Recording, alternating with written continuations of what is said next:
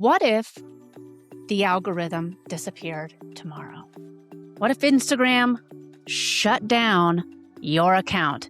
What if LinkedIn throttled your reach? What if your followers just stopped seeing your content? Would you still have a way to reach your people?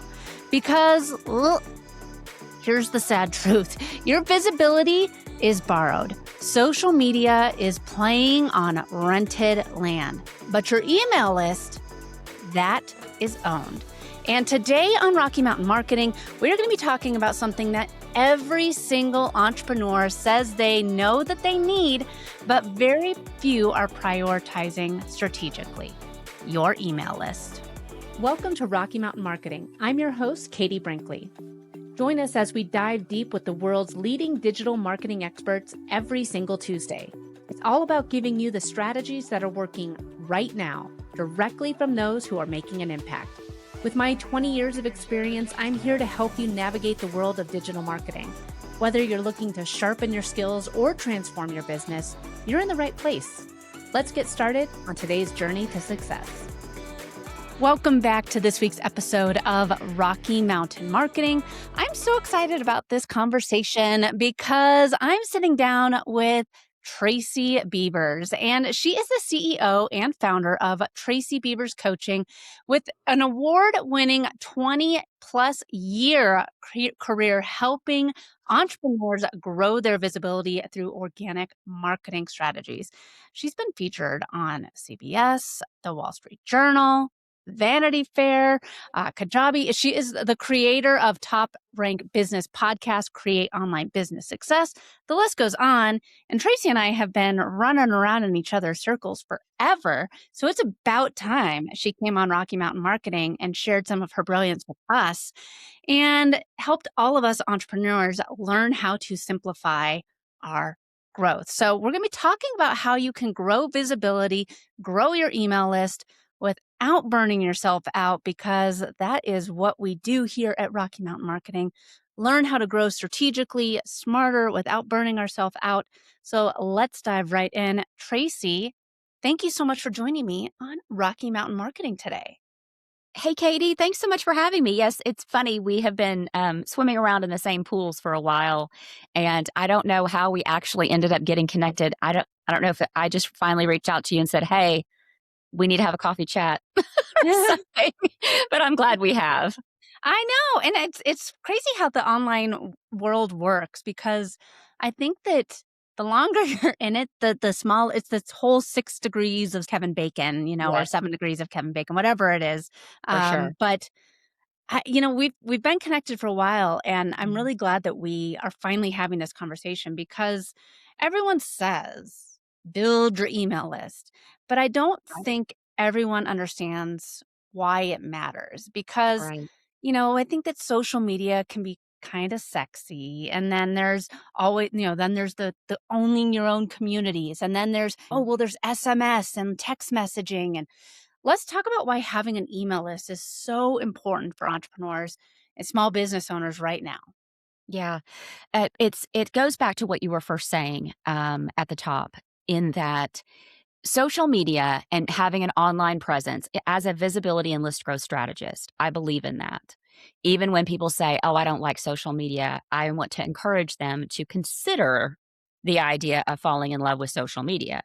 But the whole idea of Facebook, Instagram, LinkedIn, Substack, wherever you are, YouTube, whatever, is to use that visibility to pull people into connections and conversations with us. And those happen in one of two places, either in the DMs or in the inbox, because they're on your email list. And the only one of those two you have true control over, or the most amount of control over, I should say, because there's always email deliverability that we have to talk about we don't have any control over. But at least you own the list. You have it, it's captured, it's captive in your email service provider, versus, as you mentioned, Facebook, Instagram, LinkedIn, all these places could disappear tomorrow. Who knows what the algorithm is doing from 1 minute or the next? I always joke and say, and firmly believe this, that even the people that are in charge of the algorithm, I don't even think they know what the algorithm is doing. I mean, I haven't found anybody that can intelligently explain it to me. And the DMs is a great place to have conversations and connections with your ideal clients, with collaboration partners and everything. But that's rented space also. So what we need to do is use our visibility and our online presence to literally pull people, attract them to us so that they land on our list. And then we can have conversations with them and convert them into buyers faster. Mhm.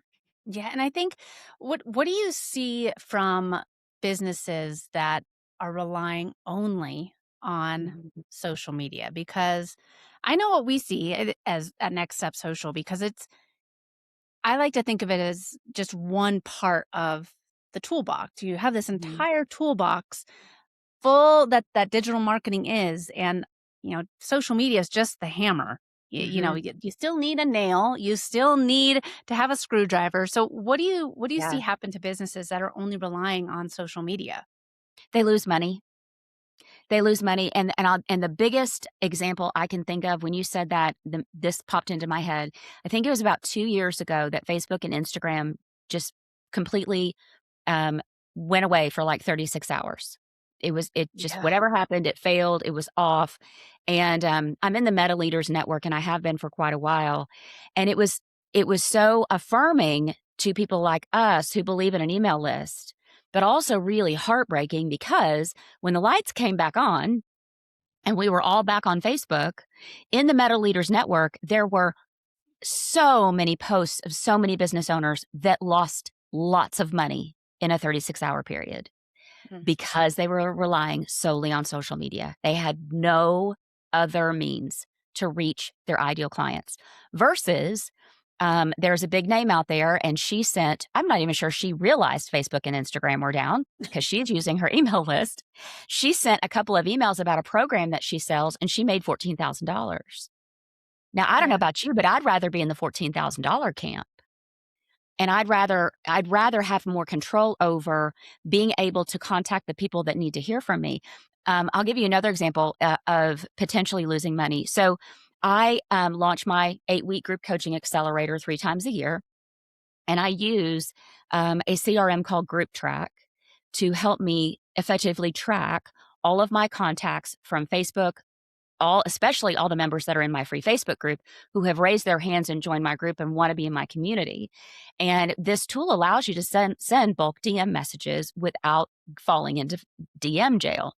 Well, it can still happen. And so there was a launch I had where I was in DM jail and I needed to be able to send messages. I needed to be able to reach the people who had said, I'm interested in your live masterclass.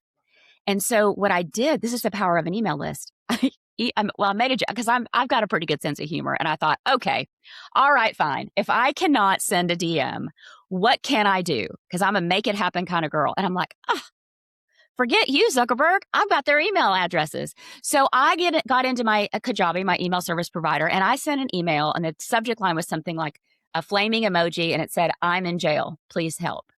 Okay, that got everybody's attention, right? Open rate on that was unbelievable. I think it was the best open rate I've ever had. And I basically said, help Will Robinson. I'm in Facebook jail. I'm in launch. I need to send these DM messages. Would you please do me a favor? Go over to Facebook, DM me, and you can even say, hey there, jailbird, if you want to make it funny. DM me something.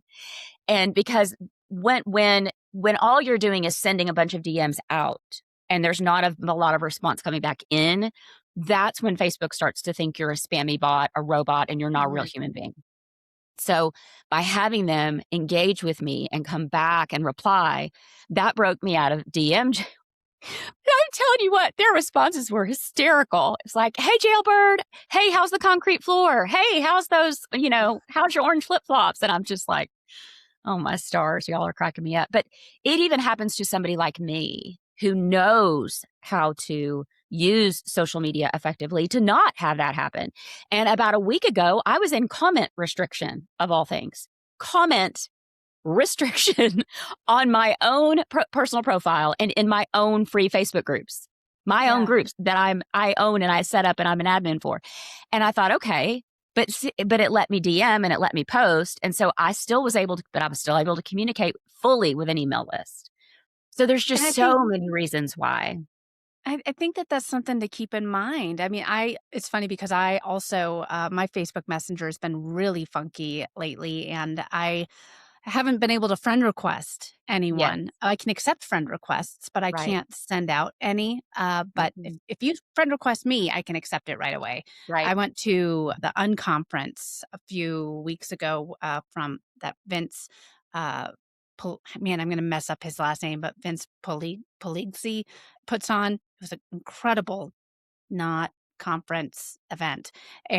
And I wanted to become friends with a lot of people there, but I couldn't because I was all of a sudden friending people at a very high rate. And so, Meta thought, oh, well, this must be a spam. So now I've been Yeah, in this Facebook jail. I can't right. use my messenger. I can't send out any friend requests, but people can send me requests. But that's just a great reminder that we are playing on this rented land. And even if you Mhm. own the Facebook group, even if you're trying Right, to do DMs, right. you're still playing at someone else's mercy. And Exactly. if for anyone that's never heard of Group Track, I've actually had Jenna Larson on the podcast before. Yeah. We've talked all about Group Track. Go Mhm. back, find Jenna's episode, check out Group Track. It's a great tool. It's a DM automation tool. Yeah. But if you use some of these tools, sometimes you can end up in these Facebook Mhm. jails. And I want to Yeah. address something that I hear a lot of entrepreneurs that might be listening right now, because it is one of the common uh, objections that I hear Mhm. is I only have 400 followers, right? I don't even have much of a social media following now. Yeah. I'll focus on building my email list later. Mm. What do you say to the Mhm. business owner who thinks that they're too small to even start focusing on email? Mhm. They needed to start an email list the day before they said that. I mean, like, now is the time. To me, I think that having a following of some kind on a platform is a good thing. It does show the algorithm that people like you, that they wanna be with you, that they're raising their hands to watch your content, to interact with you, and all that jazz. But if that follower count does not translate into money, then it is for nothing. And so many times I have people come to me and they say, Tracy, I don't understand. Here's an example. I had a client, she just popped into my head a year and a half ago. She came to me because she had, you're going to die, 500,000 followers on Instagram. 500,000 followers. Do you know how much money she was making, Katie? Probably not much. $0. $0. And that is a great example of, yeah, Mhm. okay, well, let's turn those 400 followers into 400 people on an email list. And Yeah, then I'll have people say, well, it's only 400. And I'm like, all righty, picture all those people standing with you in your kitchen. yeah, Suddenly feels like a whole lot of people, doesn't it? I mean, a hotel ballroom will see what, 650, 800 sometimes, maybe on the bigger side. That's a lot of people. So we have to get them off the online space. And we yeah. and then and have that control over the interactions with them, over the fact that and the other thing is that a very small percentage of our audience online actually sees everything we do. We Mhm. feel like when we post, it's like we're standing on the side of an interstate with a big sign that says, "Look at me, look at me, look at me," right? Or we're, "Oh my gosh, what is the graphics are doing something fun." I don't know how I Oh, just got fireworks going, but I did. Um, I've never seen that happen before, but that was cool. It was fun. Or it's we feel like we're standing on their front yard with a bullhorn, that says, "Buy my stuff, buy my stuff." And that's not what's happening. They're seeing a little bit of it. But if you're emailing them regularly, they have a far better chance of seeing and hearing from you and knowing about your podcast and knowing about your YouTube channel, knowing about your new book that's coming out soon. And here's the link to go pre-order and, all the stuff that you want them to do. Mhm.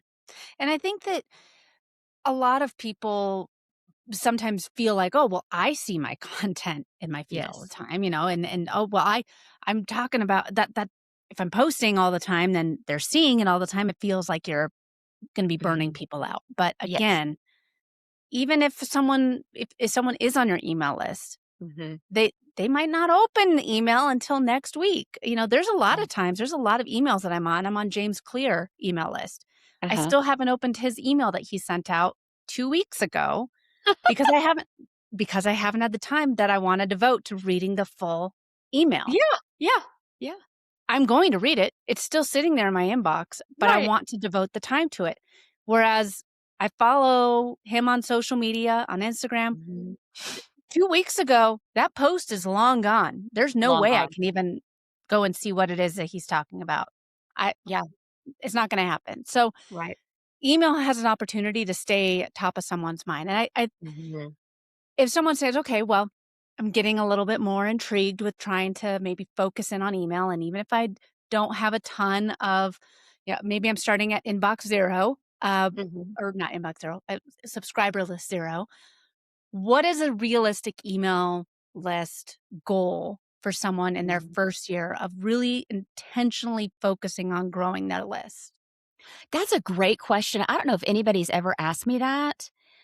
Um, and I hate to even put a number on it because as you know, it depends. It really depends on it's kinda like weight loss. If somebody were to say, "Okay, I'm gonna join the gym. Tell me how much weight I can lose in 6 months." I'm like, it depends, right? But what I will say is I help my clients and students create a repeatable system week in, week out that all but guarantees list growth if they follow my instructions. And it's some of it is simple one and done things, and some of it is making sure you have a free lead magnet posted once a week, one time, one lead magnet. And then if you have a free Facebook group, you need to post about that once a week. If you have a podcast, as long as your podcast is set up for list growth, which is a strategy that I teach, you want to have a post about that once a week. And so as long as the person is doing their activities consistently, that's the other thing. We can't start and stop this deal. That's going to create havoc. Um, Mm. but if they're consistent week in, week out, doing the things that I teach, then for me, I grew to, with using my organic strategies, I grew to my first 1,000 by the end of my first year. And then I've grown up since then. So it starts to snowball once you start figuring out where the people are coming in from and what is causing them to want to opt in the most. And then you can double down on it. But that first year, sometimes a lot of tweaking and testing. A lot of trial and error. So, Mm. if someone's listening and they're saying, "Okay, this sounds like a lot of work." Are you saying Yeah. I need to have a new lead magnet every week? Are you saying I need to Oh, have a lead magnet and a podcast? What So let's mm, talk a little bit about what they need to. but yeah.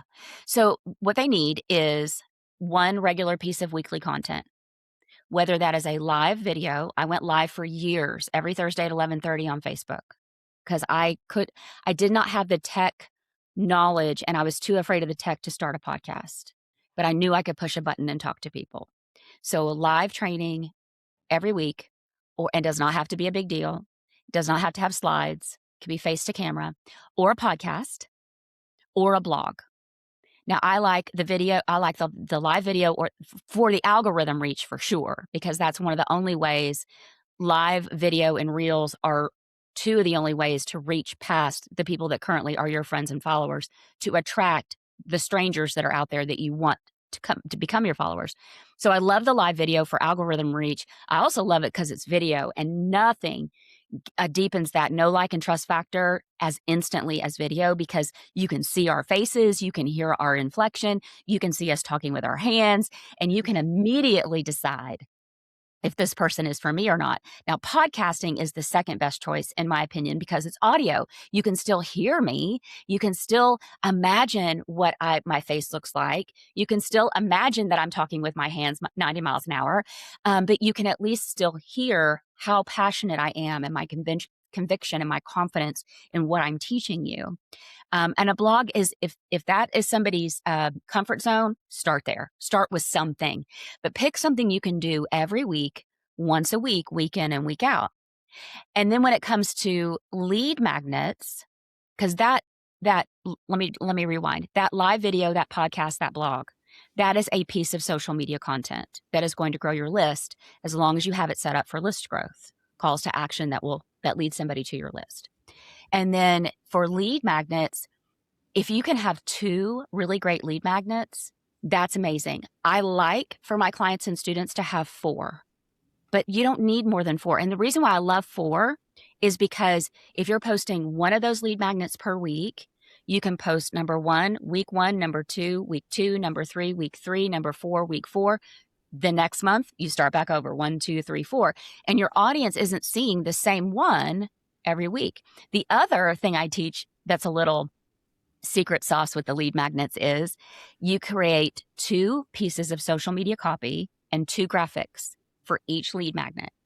So week 1, you've got lead magnet 1. You might use social media copy option 1 with graphic 1. When you go to post that same lead magnet number 1 the first week of the next month, you could use copy 2, graphic 2. Then a month later, when you go to post about it again, you can use copy 1, graphic 2. And you're mixing it up where your audience doesn't feel like they're seeing the same thing from you every week. So those are 2 very simple systems to get you in a rhythm. And this is what I started doing when I was building this business alongside my full-time corporate job. I had a very high-stress, high-level sales job and limited time and 2 busy kids. And so I had to think, okay, what do I have to have? I have to have a regular piece of weekly content, and I need to have a couple of free lead magnets. And then I set up my free Facebook group, and that's a lead magnet because of the way I have my membership entry questions set up. So you don't have to have a lot of stuff. You just have to have the right stuff and be consistent about sharing it with people. Let's talk about Facebook, because Facebook is interesting right now.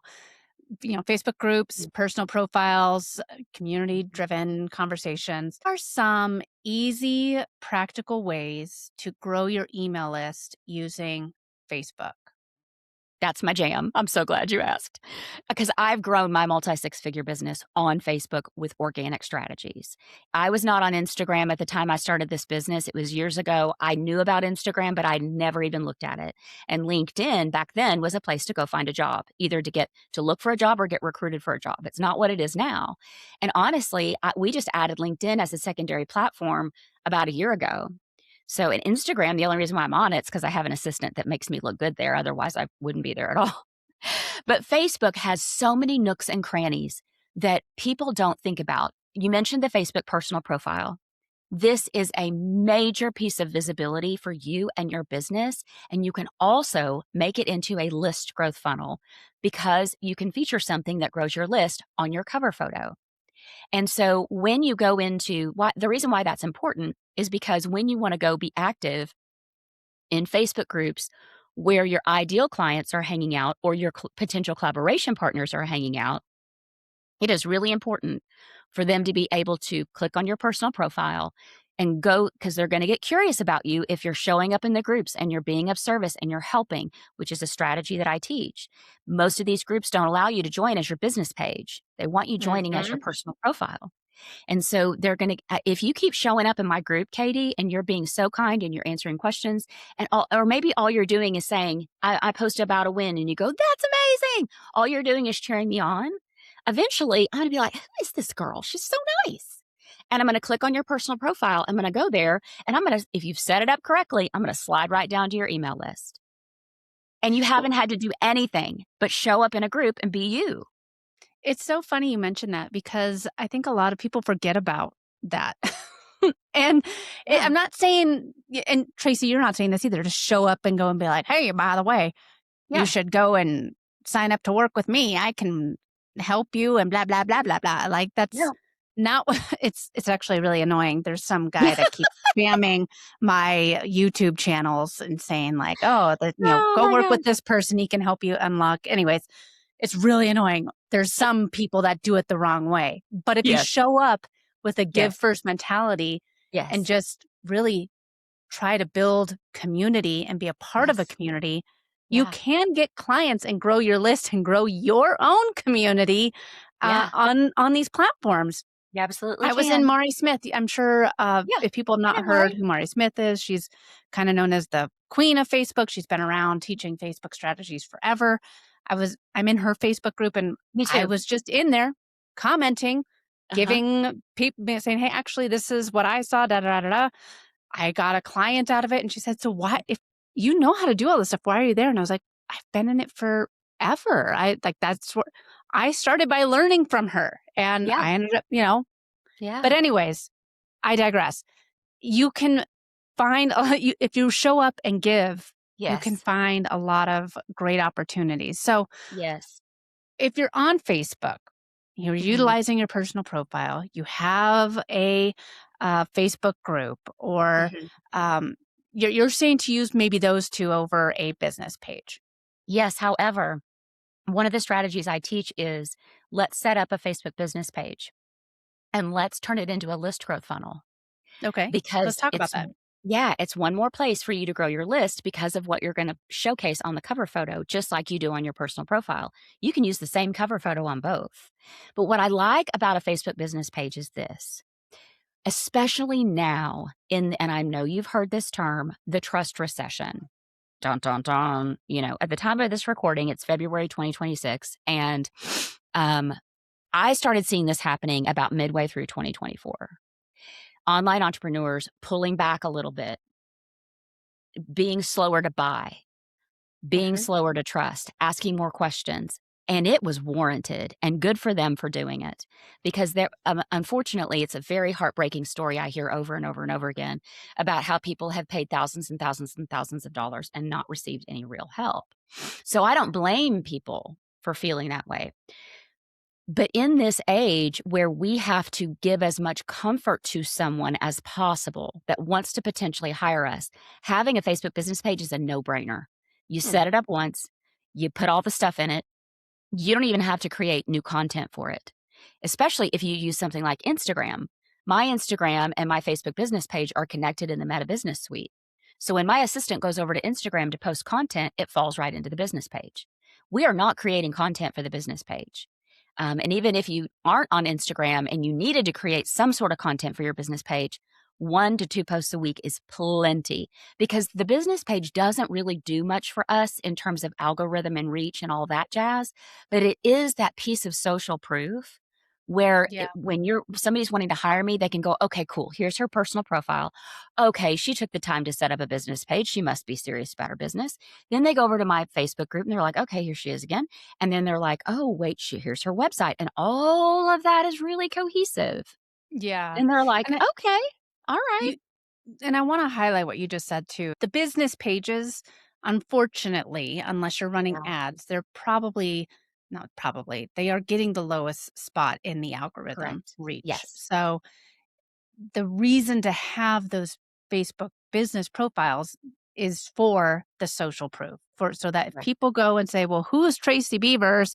And they see, okay, she's got a personal profile, she's got this community, she Yeah. has a business page, she has okay, she has all these things. She Yeah. is a real business.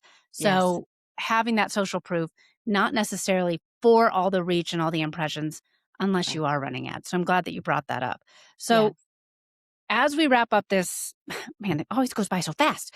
But I as know. we wrap up today's conversation, leave us with this. Hmm. What type of lead magnet is converting the best right now? Is it a Oh, checklist, a free training, a challenge, mm, a workshop replay, a resource guide? yeah. Because I want I want today's listeners to not just walk away with inspiration. I want them to have some ideas that they can implement this Hmm. week Yeah. and get started. Yeah. And I hate to say this, but Katie, it depends from what I've seen. I hate that answer, but it's the truth. And here's why I'll say that because for my audience, there was someone that was teaching last fall about how you can skyrocket your podcast downloads and grow your list, and you do it with a quiz that's related to your podcast. Well, in my research with my audience is tired of quizzes. They're like, unless it is so good that it is somehow going to give them the crystal ball answer they've always been looking for. You know what I mean? And I was like, okay, that's not a good fit for me because my audience is tired of quizzes. However, if your audience is not exhausted like online entrepreneurs are, let's say your audience is moms, let's say your audience is teenagers. They love quizzes. They're still down for them. You know what I mean? So it depends on the audience. So I would say that if your audience would resonate with a quiz, do that, make it juicy. It is a lot of work. I'm not going to lie to you. It is a lot of work. Other than that, what I love is using something you already have. And what I mean by that is, as long as it's got like a video or an audio component, I think it's going to be really strong. And the reason why is because if this person is cold to me, they've seen me post about this thing on social media, my social media made easy guide, for example, create 90 days of social media content in only 30 minutes. So they see me post about that and they're like, oh, I need that. And then they get the lead magnet, which for me is a short video and a checklist, a PDF thing that'll walk them through how to do it. That to me is a stronger lead magnet than just downloading a checklist, because they've actually gotten to see me, hear me, get a feeling for how I'm going to lead them through this exercise and how I would be as a coach. So I think that it depends on your audience, but also consider something that has an audio component like a podcast episode with something else that allows them to dive deeper into what you're teaching them. And like if you're teaching meditation, for example, a home run, in my opinion, would be a short meditation audio and then like some journal pages where they can really dive into the meditation and really unlock what it is you're trying to help them overcome with that exercise. So, and then we have to track conversions. Yeah. There's so It all many comes down pieces to to data, the right? funnel. If you're not looking at the data, then what's the point, right? Yes, because and it's like if you're just creating content just to say you've got content out in the online space, that's not helpful. Yeah. More content is just noise. We need content that is strategic and that has intention behind it and grows your list. So you do not have to have 7 days worth of content to be successful. Amen, sister. Amen. Well, it sounds like it depends on if things will work or not. If it depends if people will call you and sign up to work with you. So Tracy, if people Yes. want to learn more about what you do and if their content can work, how they can get their email list to grow, what's the best way for people to learn more about you and see more of what you do? I have a top-ranked podcast. It's called Create Online Business Success. I teach a lot of my strategies there. Also, you'll never kind of know what's going to come out of my mouth, so it makes it a little bit entertaining. And then also I have my free Facebook group. You've heard me talk about it. It's called Be a Confident Entrepreneur. We have over 4,000 online entrepreneurs in there. It has grown into a true community of support, not just another spammy group. And you can get help with things like if you have a lead magnet that you want to test out an idea on, or you want somebody to test the funnel for you to make sure it works. That's the kind of stuff we do in my group. So they're welcome to come join us. Amazing. And we'll include links to everything in the show Yeah. notes. Be sure to check it out. Listen to her show. The thing with podcasting, with live video, which Tracy has mentioned numerous times, in a world of AI, I agree. These are two of the best ways to really show up and build trust with people. Yes. And having social as a part of your toolkit is essential. But video, podcasts, and email, that's really the keys to success. So I want to speak to you, dear listener. If Instagram, Facebook, if they disappeared tomorrow, would you be okay? And if your answer is no, there is no reason to panic. It's a reason to build smarter. Visibility is power, but visibility without ownership is extremely risky. An email list, it gives you that control. Consistency builds trust. Trust builds sales.